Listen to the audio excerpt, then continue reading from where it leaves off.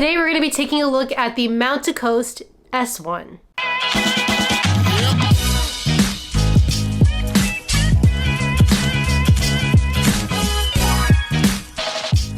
Good morning, YouTube! What's up, everybody? Hope you're safe and healthy and happy and doing okay. A couple weeks back, I reviewed a shoe by Mount to Coast that really caught me off guard. I was not expecting to like it as much as I did, and that was the Mount to Coast R1. It was my first introduction to this pretty new brand, and what I gathered was, if you're not familiar with Mount to Coast, is that basically these are shoes that are made for road ultras. I liked a lot about this shoe. I loved the construction of the upper, the midsole foam, and the way the geometry was built for the stride, and I also thought that the outsole did a pretty bang-up job as well. But I also mentioned in that video that Mount to Coast had another shoe that was actually supposed to be like the daily training shoe. They market the R1 as something that can be for training but also race day, and then right here the S1 is supposed to be the true daily trainer. Kind of blended in here with the shoe a little bit, but it's okay. This is supposed to be the shoe that you take on your long daily training runs. You use pretty much for all of your daily runs and less for the racing. In fact, they believe so much in this shoe that an ultra runner took this shoe like 854 miles over the course of 17 days in some multi-stage ultra race. Crazy stuff. Don't want to butcher the story, but that's where we're at here. Before we do a deep dive into the S1, I do want to ask that if you're not subscribed to this channel, if you can please go and do so. I'm trying to get to 30K by the end of the year, and I can't do it without the help of all of you, so go subscribe. And if one video a week on YouTube is not enough for you, I also ask that you go and follow me on Instagram at RunLikeKeller. I'm posting more shoe content there, more reels, all that fun Instagram-y stuff that the kids are doing these days. Anyways, go subscribe, go follow, and let's get back to the S1. Honestly, it was going to be pretty hard to beat how much I liked the R1. The S1 had some big shoes to fill. No pun intended, but we're gonna see today if the S1 was able to beat out the R1 in my heart. But first, of course, you gotta watch the run footage where I will also have the specs of the S1. I'm so sad. So sad. Only sad. Started back to my head. Only I'm so sad.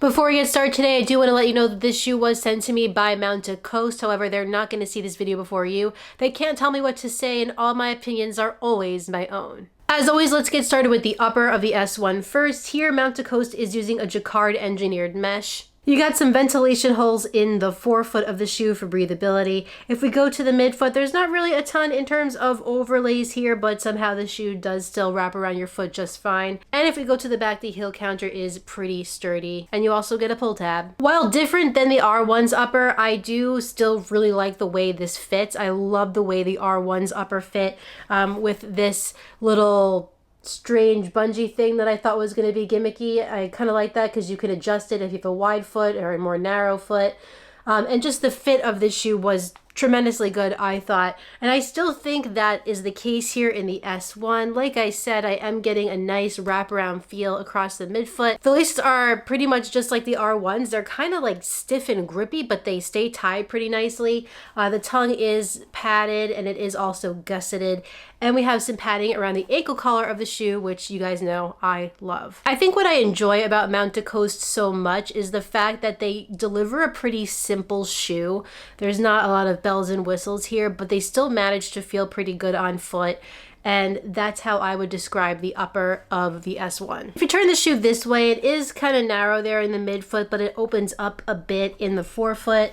In the R1, I felt like the forefoot had a little more room, and again, the fact that you could adjust it was something that I actually enjoy, despite the fact that I didn't have to touch it, but I know somebody's gonna have to. There's no doubt to me that this shoe's upper is going to stay comfortable whether you're doing just an easy 3-mile run, 5-mile run, or taking this out on a super long 20-miler.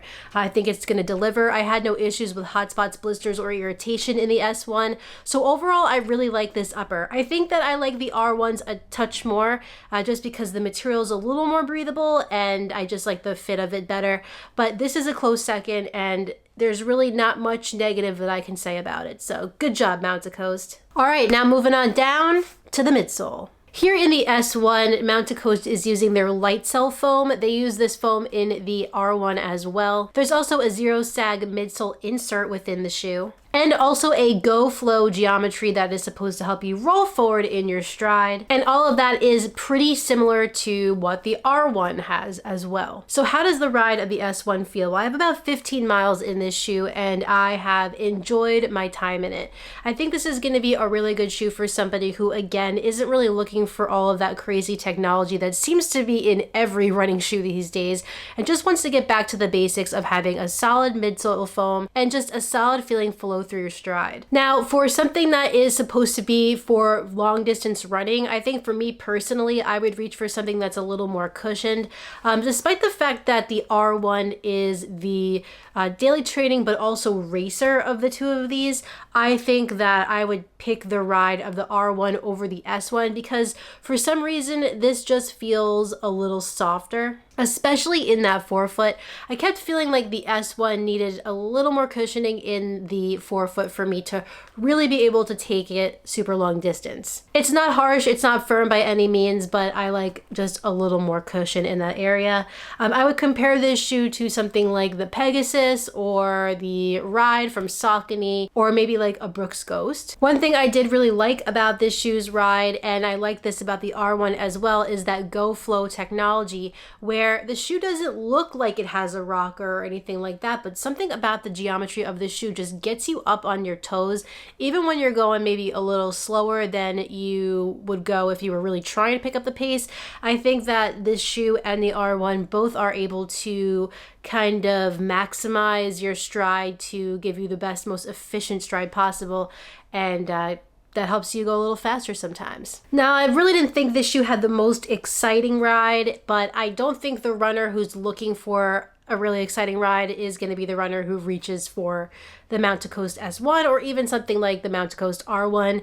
I think this is for the runner who is just looking for an efficient, simplistic running shoe. For those runners, there's no doubt in my mind that this shoe could go long and do all kinds of daily training work, and I think the midsole foam will hold up pretty well. But for me, if I was going to choose between the S1 or the R1 in terms of which I was going to take long for a 20-miler workout, it's going to be the R1. If we turn this shoe over, you'll see that Mount to Coast has some rubber in the forefoot of the shoe, some in the midfoot. We actually got a lot of rubber on this shoe, and also some that's in the midfoot but then dips down into the heel area. I didn't have any problems with this rubber whatsoever. I thought it gripped onto pavement really nice. Certainly can compete with the other bigger brands out there. If I'm comparing outsoles here, I think I like the traction on the R1 better. It just has some more nubbiness and bite to it that I think is going to help in some maybe not so nice weather.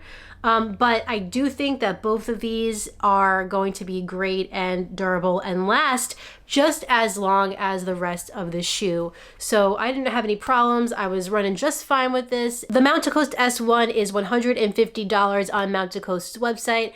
I do think that's a little high for this shoe. I know it's got a lot of technologies in there, but I think it could be like $140 and it would be at the perfect price point, but $10 more, okay, fine. If you're interested in picking up a pair of the S1, I will put a link in the description of this video. It doesn't have anything to do with me, not an affiliate link, but I do want you to have easier access to grabbing a pair of these. So you can just click that, pick up the pair.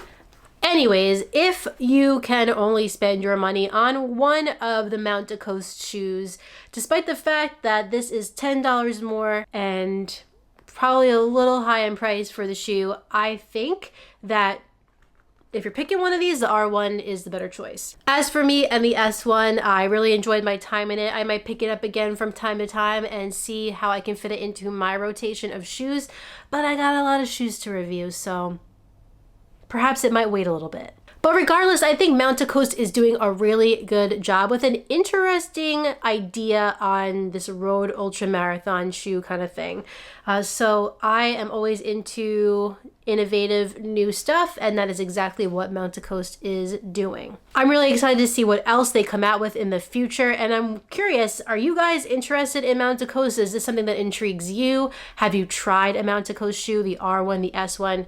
Whatever it is, let me know in the comments down below. I'd love to hear what you guys have to say about this new brand and these new shoes. Well, everyone, that concludes this video on the Mount to Coast R1. If you enjoyed it, please like it down below and subscribe. And when you're done with all that, hit the notifications bell so you can find out every time I upload a new video. And you already know, this gets major brownie points for just being a clean, white, beautiful shoe. I have another video for you next week, but in the meantime, get out there, get on the grind, and don't forget to run like heller. See you next time.